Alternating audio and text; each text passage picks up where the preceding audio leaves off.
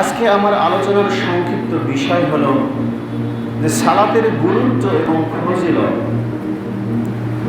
যে একজন প্রাপ্ত বয়স্ক নর নারী, আপনারা সকলেই জানেন যে যখন মানুষ প্রাপ্ত বয়স্ক হয়, ইসলামী বিধান অনুযায়ী একটা বাচ্চা যখন 7 বছর হবে তাকে সালাতের জন্য তাগিদ দিতে হবে, 8 বছর হলে তাকে বুঝিয়ে সুঝিয়ে বলতে হবে, 9 বছর যখন হবে তারপরও তার পিতামাতা তাকে বলবে, 10 বছর হলে যদি ওই ছেলে বা মেয়ে সালাত আদায় না করে তাহলে তাকে ইসলামী বিধান অনুযায়ী পিটিয়ে হলেও সালাত আদায় করতে হবে।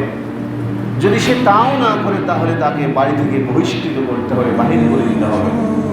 সালাত এমন একটা গুরুত্বপূর্ণ ইবাদত যে এই ইবাদতটা এতই গুরুত্বপূর্ণ যে অন্য কোনো ইবাদতের ক্ষেত্রে মানুষের কিছুটা ছাড় দেওয়া হয়, রুখসত দেওয়া হয়, কিন্তু সালাতের তা হচ্ছে এক ব্যতিক্রম ধর্মী ইবাদত। মানে আপনি যতদিন বেঁচে থাকবেন ততদিন পর্যন্ত আপনার জন্য সালাত হচ্ছে বাধ্যতামূলক। আপনি অসুস্থ হয়ে গেছেন বলে আপনার জন্য যে সালাত বাতিল হয়ে যাবে এটা ভুল। আপনি রোগাক্রান্ত অবস্থায় আছেন, দাঁড়িয়ে সালাত আদায় করতে পারছেন না, কারণ দাঁড়িয়ে পড়া হচ্ছে উত্তম। কেন? যে ব্যক্তি দাঁড়িয়ে সালাত আদায় করে আর যে ব্যক্তি বসে থেকে আদায় করে, সালাতের মধ্যে অর্ধেক সওয়াবের পার্থক্য আছে। মানে যে ব্যক্তি দাঁড়িয়ে আদায় করে সে পুরো সবটাই পাবে, আর যে ব্যক্তি বসে থেকে পড়ে সে অর্ধেক পাবে। যে ব্যক্তি শুয়ে থেকে পড়ে সে বসে চাকার চাইতে অর্ধেক পাবে। যে ব্যক্তি ইশারার মাধ্যমে পড়ে সে শুয়ে চাকার চাইতে আরও অর্ধেক পাবে। মানে তারপরও সালাতের আপনার জন্য মাপ নেই। দেখুন যে যেই ব্যক্তি বা যে মানুষ সালাত আদায় করে না তার কিছু সমস্যা নয়, এক বড় ধরনের সমস্যা আছে। কি সমস্যা? দেখুন, যে সমস্যার মধ্যে 1 নম্বরে হলো যে আপনি মনে সর্বদা অশান্তিতে ভুগবেন। দেখবেন যে যেই ব্যক্তি নতুন সালাত ধরে বা নতুন সালাত পড়ে, ওই ব্যক্তিকে আপনি জিজ্ঞাসা করবেন সালাতের পরে যে তোমাকে কেমন লাগছে, ও বলবে দেখবেন যে আমার মনটা হালকা লাগছে। মানে মনটা হালকা হয় সালাতের মাধ্যমে। তার পরবর্তীতে মনে করেন যদি আপনি সালাত না পড়েন, আল্লাহ রাব্বুল আলামিন বলছেন যে তার মধ্যে আল্লাহ রাব্বুল আলামিন তাকে ব্যস্ততায় পরিপূর্ণ করে দেবেন। তারা হয়তো ভাবছেন যে ওই ব্যক্তি তো অনেক ইনকাম করে, কিন্তু ইনকামগুলোর ব্যস্ততা আল্লাহ রাব্বুল আলামিন আরও বাড়িয়ে দেবেন। কেন?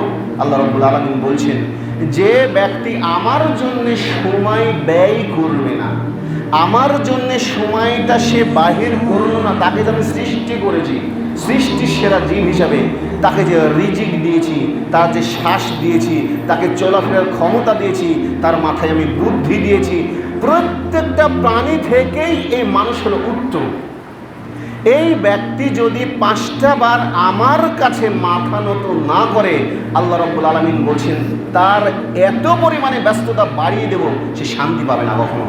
কোনো বাড়িতে স্বামী সালাত আদায় করে, মহিলা করে না, রাসূল সাল্লাল্লাহু আলাইহি সাল্লাম বলছেন যদি প্রাপ্তবয়স্ক হওয়ার পরে ওই মহিলা সালাত আদায় না করে, স্বামী স্ত্রীর মধ্যে এমনিতেই বিবাহ বাতিল হয়ে যাবে। এ কথা আমার নয়, আপনারা রাগ করেন না, আমি কোনো কথা আমার বলি না।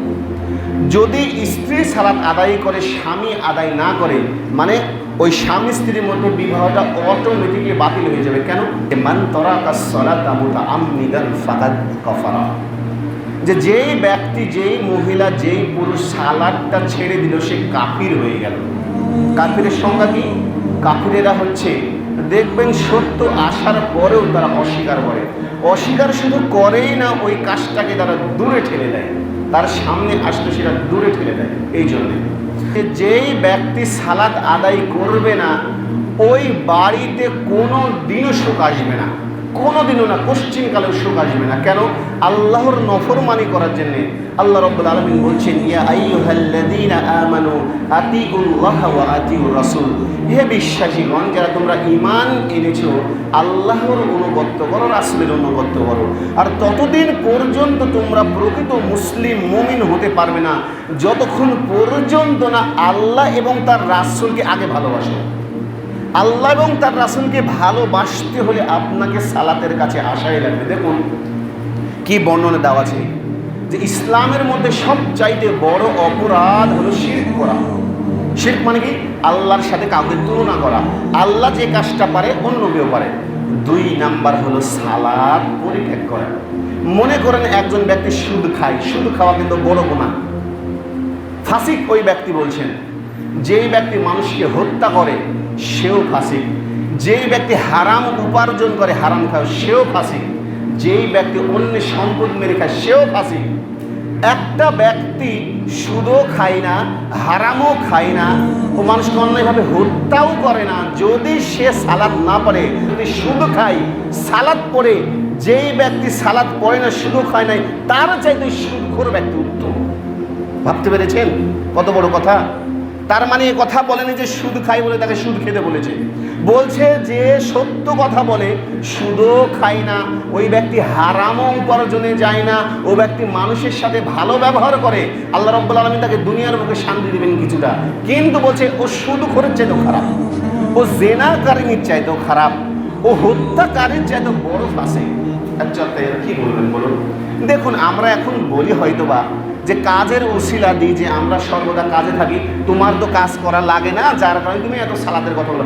আচ্ছা বলুন তো, রাসূল সাল্লাল্লাহু আলাইহি সাল্লামের জামানার চাইতে পৃথিবীর বুকে আজ পর্যন্ত কোনো অভাবী লোক নেই। আবু হুরায়রা রাদিয়াল্লাহু তাআলা আনহু তিনি তো খেতেই পেতেন না। রাসূল সাল্লাল্লাহু আলাইহি সাল্লাম কোনোদিন কোনো ব্যক্তি বলতে পারবে যে 3 বেলা পেট পুরে খেয়েছে? কোনো দিনও আপনি পাবেন না। রাসূল সাল্লাল্লাহু আলাইহি সাল্লামের পেটে দেখেছেন সাহাবী 3টা পাথর বাঁধা আছে। তখন বলছে কি কারণে? আগের যুগে যখন কোনো মানুষ খেতে পারতেন না তখন পাথর বেঁধে দিত, একদিন না খেতে। তারপর রাসূল পাক সাল্লাল্লাহু আলাইহি সাল্লাম নামাজের বিষয়ে কোনোদিন গাফেল ছিলেন না। কেন? আল্লাহ রাব্বুল আলামিন তো বলতে পারতেন যে, আল্লাহ রাব্বুল আলামিন বলছেন যে হে রাসূল, আপনার সামনের পেছনে সমস্ত গুনাহ মাফ। কেন তিনি সালাত আদায় ছাড়া বেঁচে থাকতে পারতেন না? আল্লাহ তাকে জান্নাতে দিত না? দিত না বলুন? তারপর রাসূল সাল্লাল্লাহু আলাইহি সাল্লামকে বলা হয়েছে, হে রাসূল, আপনার জন্য ফরজ করা হয়েছে দৈনিক 5 ওয়াক্ত সালাত। তার সাথে রাসূল পাক সাল্লাল্লাহু আলাইহি সাল্লামের জন্য ফরজ ছিল কি জানেন? তাহাজ্জুদের সালাতও ফরজ ছিল। আর রাসূল পাক সাল্লাল্লাহু আলাইহি সাল্লাম তাহাজ্জুদের সালাত কেমন ছিল জানেন? সর্বনিম্ন যে তাহাজ্জুদটা পড়তেন সেটাও 4 ঘন্টা। তারপরে মিডিয়াম সাইজের যে তাহাজ্জুদ পড়তেন সেটা ছিল 6 ঘন্টা, আর দীর্ঘ ছিল তার 8 ঘন্টা। কেন? তার চোখে ঘুম ছিল না? তিনিও রক্ত মাংসের একজন মানুষ। কেন? আল্লাহ রাব্বুল আলামিন বলছেন সূরা কাহফের শেষ নাম্বার আয়াত দেখবেন যে হে রাসূল, আপনি বলুন, কুল ইন্নামা আনা বাশারুম মিসলিকুম, আমি তোমাদের মতনই একজন মানুষ। কেন? আমার শরীরেও রক্ত আছে। রাসূল পাক সাল্লাল্লাহু আলাইহি সাল্লামের যদি নূর হতেন তার ক্ষুধা লাগতো না। রাসূল পাক সাল্লাল্লাহু আলাইহি সাল্লাম যদি নূর হতেন তাহলে রাসূল পাক সাল্লাল্লাহু আলাইহি সাল্লামকে তায়েফের ময়দানে যখন মারা হলো, প্রহার করা হলো, গা দিয়ে রক্ত পড়ে, নূরের কখনো গা দিয়ে রক্ত পড়ে না। রাসূল সাল্লাল্লাহু আলাইহি সাল্লামের স্ত্রী ছিল 11টা, কোনো কোনো হাদিসে আছে 9টা, কোনো 11টা। তারও স্ত্রী ছিল, মানে রাসূল সাল্লাল্লাহু আলাইহি সাল্লাম নূর ছিলেন না। হে রাসূল, মানুষকে বলে দেন আমি তোমাদের মতনই মানুষ, তবে আমার মধ্যে পার্থক্য। তোমাদের মধ্যে পার্থক্য কি? সেটা হলো আমার কাছে ওহী আসে, তোমাদের কাছে ওহী আসে না।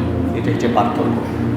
দেখুন, তাই বলছি যে তারা সালাতের বিষয়ে গাফেল ছিল না। সাহাবে কেরামদের যুগে দেখুন, যখন সাহাবীদেরকে বিতাড়িত করা হলো, বাবাকে চোখের সামনে হত্যা করা হলো, মাকে সূরা দিয়ে জবাহ করা হলো, সাহাবীদের জীবনের কথা বলছি, সন্তানকে জবাহ করা হয়েছে, তারপরে তারা সালাত থেকে তিল পরিমাণ পিছ পায়নি। কেন? তারা জানতেন যে কোনো ব্যক্তি যদি সালাত আদায় না করে সে মুসলিম থেকেই বাহির হয়ে যায়। আর বলা হয়েছে যে ব্যক্তি মুসলিম থেকে বাহির হয়ে গেল সালাত না পড়ে, তার জন্য আজীবন জাহান্নাম আছে। আজীবন মানে কি বুঝেন? অনন্তকাল, যেখান থেকে বাড়ানোর কোনো উপায় নাই। একজন সুদখোর যদি সুদ খায়, সালাত আদায়ও যদি করে, আল্লাহ রাব্বুল আলামিন বিশেষ অনুগ্রহে তাকে জ্বলিয়ে পুড়িয়ে ছাই করে শেষ করে দেবেন, তারপর তাকে জান্নাতে দেবেন। কেন? আল্লাহরও তাবেদারি করেছে 5 বার। যার কারণে আপনি যে মুসলিম, আল্লাহর কাছে এসে বলুন যে আল্লাহ তোমার কাছে আমি উপস্থিত হয়েছি। কেন? মুসলিম এর কারণে, অন্য কোনো কারণে না। এত বড় কথা বলা হয়েছে আপনি জানেন, অথচ আমরা জানি না। দেখুন কি কথা বর্ণনা রয়েছে আবু হুরায়রা রাদিয়াল্লাহু তাআলা আনহুর হাদিসটা শুনেন, কি সুন্দর হাদিস, যে তিনি প্রায় খেতেই পান না। এত সাহাবীদের মধ্যে সবচাইতে বেশি হাদিস বর্ণনা করেছেন হযরতে আবু হুরায়রা রাদিয়াল্লাহু তাআলা আনহু। তিনি বলছেন যে একদিন আমার অনেক ক্ষুধা লেগেছে, সহিহ বুখারীর বর্ণনা। এতটাই ক্ষুধা লেগেছে তো তখন আমি বাহিরে দাঁড়িয়ে আছি, যে ভাবছি যদি কোনো বড়লোক সাহাবী আসে, আমাকে যদি একবার জিজ্ঞাসা করে যে আবু হুরায়রা কেমন আছো, ওই ফাঁকের মধ্যে বলা যে আমাকে ক্ষুধা লেগেছে। তো তিনি দাঁড়িয়ে আছেন, মানে যাতে সাহাবীরা মুসা আদায় করতে যায়। তো সর্বপ্রথম হযরত আবু বকর রাদিয়াল্লাহু তাআলা আনহুর সাথে দেখা হয়েছে। দেখার পরে বলছে যে হে আবু বকর রাদিয়াল্লাহু তাআলা আনহু বা সিদ্দিক, আচ্ছা আপনি বলেন তো যে কোরআনের এই আয়াতের অর্থটা কি হবে। তো তখন তার সাথে কথাবার্তা হলো, তিনি বললেন, বোঝালেন, তিনি চলে গেলেন। আসলে তো উদ্দেশ্য কিন্তু তার কোরআনের অর্থ শোনার জন্য, খাবার জন্য ক্ষুধা লেগেছে, বলছে তিনি আমার দিকে তাকালেন না। তার কিছুক্ষণ পরে দেখছে ওমর ইবনে খাত্তাব রাদিয়াল্লাহু তাআলা আনহু চলে আসছেন। আসার পরে বলছে যে আচ্ছা ভাইজান, আল্লাহ রাব্বুল আলামিন কোরআনের এই তাফসীরটা কি বলছেন। তখন তিনিও আমার সাথে আলোচনা করে চলে গেলেন, যে তিনিও আমার দিকে লক্ষ্য করলেন না। তারপর দেখছেন রাসূল পাক সাল্লাল্লাহু আলাইহি সাল্লাম আসছেন। আসার পরে তিনি আমাকে দেখে মুস্কি মুস্কি হাসছেন। তখন বলছে হে আবু হুরায়রা কি খবর। তখন বলছে যে এইবার জাহেদ রাসূল সাল্লাল্লাহু আলাইহি সাল্লাম কথা বলেছেন কিছু। যে তিনি যখন দেখে আমাকে বুঝেছেন, তখন বলছে আবু হুরায়রা আসো, আমার সাথে আসো। তারপর তিনি বাসায় চলে গেলেন। যাওয়ার পরে, এটা কিন্তু বুখারীর হাদিস, এটা বর্ণনা করছি আমি। যার পরে স্ত্রীগণকে বলছেন যে বাসায় কিছু আছে। তখন বলছে যে এক আনসারী অমুক দুধ এতটুকু আপনার জন্য হাদিয়া স্বরূপ দিয়ে গেছে, হাদিয়া দুধ। তখন রাসূল সাল্লাল্লাহু আলাইহি ওয়াসাল্লাম বলছে আবু হুরায়রা, যেহেতু তুমি আসছো তাহলে আসহাবে সুফফার যত লোক আছে তাদেরকেও ডাক দাও, কিছু খাওয়া যেত। আবু হুরায়রা বলছে আমার মনটা একদমই ভেঙে গেল, যে কিছু যে খাবার পেতাম তাও পাবো না, যে মনটা একদমই আমার ভেঙে গেল। তখন কি করবো, রাসূল সাল্লাল্লাহু আলাইহি ওয়াসাল্লামের কথা শোনা লাগবে, তাছাড়া তো কোনো উপায় নাই। আল্লাহ রাব্বুল আলামিন তার মাধ্যম দিয়ে গোটা পৃথিবীর বুকে ইসলাম চালাচ্ছেন। তো বলছে মন খারাপ করে আসহাবে সুফফার লোককে বললাম যে রাসূল সাল্লাল্লাহু আলাইহি ওয়াসাল্লাম তোমাদেরকে দাওয়াত দিয়েছে। সকলেই আসলো, ওই দুধ টুপি দিয়ে আমাকে বলছে আবু হুরায়রা তুমি সর্বপ্রথম তাদেরকে দাও। সে মনটা আমার আরোই ভেঙে গেল। প্রথমে যদি আমাকে দিত তাও কিছুটা পাওয়া যেত, তাও তো পাবো না। আর রাসূল সাল্লাল্লাহু আলাইহি ওয়াসাল্লাম বলছেন যে মুশকি মুশকি হাসছেন আবু হুরায়রা এই ঘটনা দেখে। তারপরে বলছেন যে হে আবু হুরায়রা ওকে দাও। বলছে ও খেলো, খাইতে খেতে খেতে খেতে আসহাবে সুফফার যত মানুষ ছিল আলহামদুলিল্লাহ পড়ে চলে গেল। এখন রাসূল সাল্লাল্লাহু আলাইহি ওয়াসাল্লাম বলছেন হে আবু হুরায়রা, এখন তুমি আর আমি আছি, তুমি একটু খাও। তখন আবু হুরায়রা বলছে আমি একটু খেলাম, খাওয়ার পর রাসূল সাল্লাল্লাহু আলাইহি ওয়াসাল্লামকে দিলাম। তখন যে আরেকটু খাও। আবু হুরায়রা বলছে আমি আবার খেলাম। আচ্ছা হে আবু হুরায়রা আরেকটু খাও। আরেকটু যখন খেলাম রাসূল সাল্লাল্লাহু আলাইহি ওয়াসাল্লাম আরেকটু খাও। তখন সে ওয়াল্লাহি আল্লাহর কসম করে বলছি রাসূল সাল্লাল্লাহু আলাইহি ওয়াসাল্লাম আমার পেটে আর জায়গা নাই। সুবহানাল্লাহ। তা আমি এটাই বোঝালাম তাদের চাইতে অভাবী লোক পৃথিবীর বুকে দ্বিতীয়জন ছিল না, দ্বিতীয়জন ছিল না।